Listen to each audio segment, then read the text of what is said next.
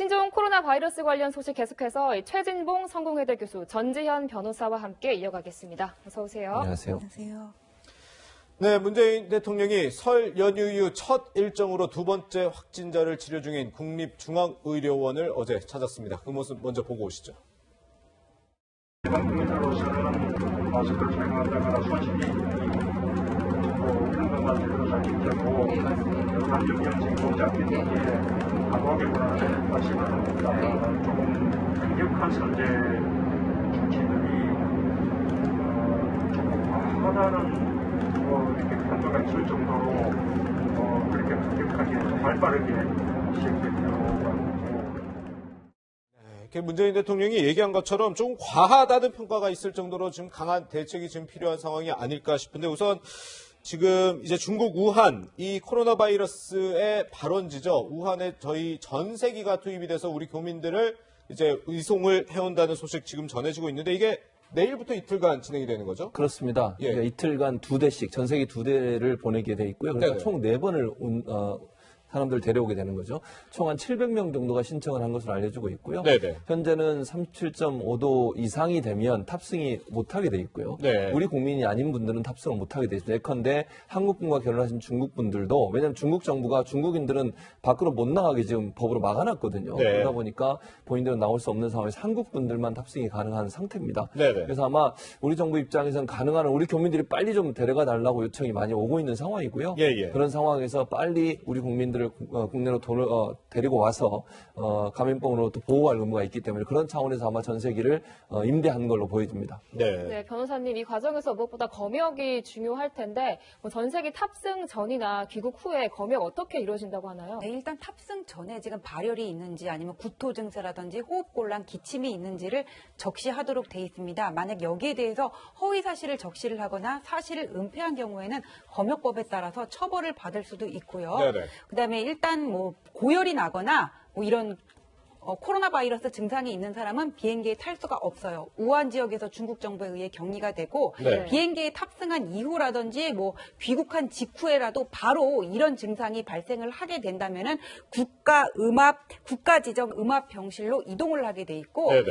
이런 분들이 이제 코로나 바이러스가 잠복기가 2주 정도 된다고 하니까는 당장은 증상이 없다고 하더라도 언젠가는 이게 발현될 수가 있는 상황이잖아요. 그렇기 때문에 이분들이 지금 잠복기에 있는지 아니면 지금 병에 걸리지 않았는지를 확인하기 위해서 국가가 지정한 곳에 이동을 해서 14일간 격리돼서 또 치료를 받고 그 경과를 지켜보도록 그렇게 할 예정이라고 합니다. 네. 네. 근데 이 이제 교민 700여 분이 이제 내일과 모레 이제 귀국을 하면 지금 당초에는 천안에 있는 공무원 시설에 격리 수용한다고 알려졌는데 또 오늘 오전에 보니까 충북 진천과 충남 아산으로 갈 수도 있다. 지역 주민들의 반발 때문에 그렇다 이런 얘기가 있더라고요. 예, 그런 단독 기사를 봤는데 그게 확정이 된 건지는 잘 모르겠어요. 근데 예, 지금 예. 천안 지역 주민들이 반발이 심한 게 기사를 보니까는 근처에 학교도 있다고 하더라고요. 그 시설에요? 예. 이게 천안 지역 주민들은 저번에 라돈 침대 같은 경우에도 수거를 해서 보관한 장소가 여기 천안이었는데 네. 지금 천안시장 자리가 공석 상태거든요. 그렇죠. 그래서 지금 우리가 이렇게 불이익을 받게 되는 게 아니냐 이런 볼멘 소리가 나온다고 하는데 예. 지금 정부의 어떤 대책에 대해서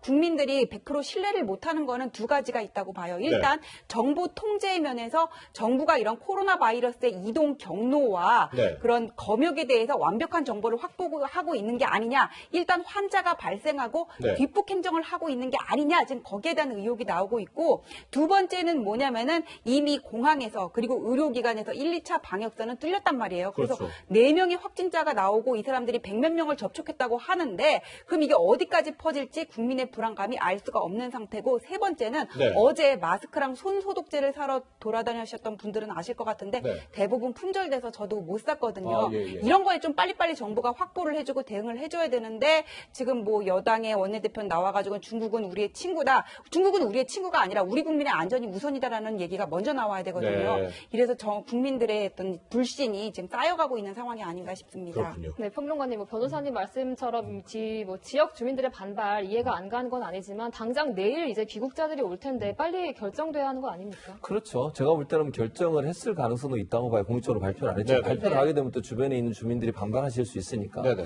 그러나 그렇다고 해서 우리 국민이 들어오는데 그걸 뭐 아무데도 못 가게 할 수는 없잖아요. 그렇죠. 예. 그래서 가능한 한 지역 주민들을 좀 설득을 하고 네. 또 우리 주민들도 걱정은 되시겠지만 이게 그분들을 한 곳에 모아서 어쨌든 14일 동안 2주 동안 왜냐하면 이 잠복기가 2주거든요. 그렇죠. 2주 동안 아무런 증상이 없으면 문제가 없는 겁니다. 네네. 그러니까 너무 불안해하실 필요는 없다. 네. 격리해서 또 그분들이 혹시나 2주 안에 무슨 증상이 나타나면 바로 음압병실로 옮겨서 치료를 하게 돼 있거든요. 그러니까 우리가 너무 막 불안에 떨면 사실 그 오시는 분들도 얼마나 또 미안하겠습니까? 우리 국민들한테. 그래서 우리 국민의 일부기 때문에 저는 그러니까 지역별로 물론 그런 우려가 있다는 것을 충분히 고려하지만 네. 그럼에도 불구하고 또 조금 열린 마음으로 그분들이 올 수 있도록 하는 부분도 우리가 필요하다. 중요한 건 정부가 이런 불안감을 완전히 해소할 수 있도록 철저하게 격리해서 14일 동안 잘 지켜보고 또 혹시나 들어오면 공항에서 바로 한 번 더 검진을 해요. 물론 타기 전에 중국 우한에서 검진을 또 한 번 하고 한국 들어오면 인천공항에서 한 번 더 검진해서 거기서 또 문제가 발생하면 바로 또 병원으로 이송을 하기 때문에 네네. 지나친 불안감을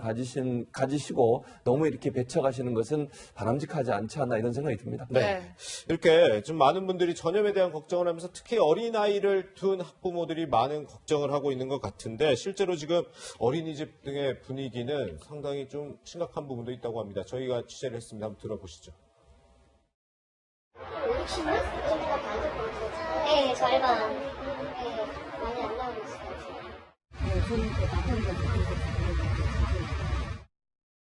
네, 지금 어린이집에서도 지금 결석이 많다. 그리고 특히 이제 우리 중국 동포들이 좀 많이 살고 있는 뭐 영등포나 구로 쪽 같은 경우 어린이집 결석률이 굉장히 높다고 하더라고요. 이게 사실 우리 국민들이 불안감을 갖는 것도 이해를 못하는 부분도 아니지만 또 이게 중국 혐오로 흘러가는 것도 경계를 해야 되잖아요. 그럼요. 저는 그러니까 불안감을 갖는 건 뭐 충분히 이해합니다. 그리고 네네. 조심해야죠. 조심하는 거 분명히 필요하고요. 예. 어린이집에 아예 안 보내는 것도 충분히 이해하고 그렇게 해야 된다고 저는 봅니다. 네네. 다만 예. 이것이 중국인에 대한 혐오로 흐르면 정말 안 됩니다. 이거는 네. 우리가 만약에 우리 국민이 외국에 가 있는데 이런 상황을 동일하게 받는다고 생각을 해보십시오. 그러면 네네. 우리 국민은 얼마나 또 억울하겠습니까? 네. 그러니까 정말 병에 감염이 된 분들에 대해서 치료를 똑바로 하고 검진을 똑바로 해서 이 부분을 치료할 수 있도록 하는 건 중요하지만 네. 그냥 뭐 중국에서 오셨기 때문에 중국 분이기 때문에 같이 이렇게 취급해서 너무 이렇게 혐오적인 어떤 표현을 하거나 아니면 예, 예. 그런 태도를 보이는 것은 바람직하지 않다. 그러나 조심하는 건 반드시 필요합니다. 그래서 저는 가능한 한 이제 물론 그 맞벌이 부부를 하시는 분들은 어쩔 수 없이 아이를 맡겨야 되는 거잖아요. 네. 그런 분들은 불가피하게 어쩔 수 없지만 집에 계시는 분들 같은 경우는 가능한 한 아이를 안 보내는 게 좋을 것 같아요. 저도 그렇게 생각합니다. 다만 네, 네. 이것이 중국인들에 대한 어떤 혐오 형태로 나타나게 되면 우리 중국 동포들이나 우리나라에 살고 있는 중국 분들을 뭐 혐오하거나 아니면 어떤 위해를 가거나 이런 일로 발전되지 않기를 바랍니다. 네. 네, 이 전 세계로 빠르게 퍼지고 있는 이 신종 코로나 바이러스 관련 실태와 정부 대책까지 짚어봤습니다.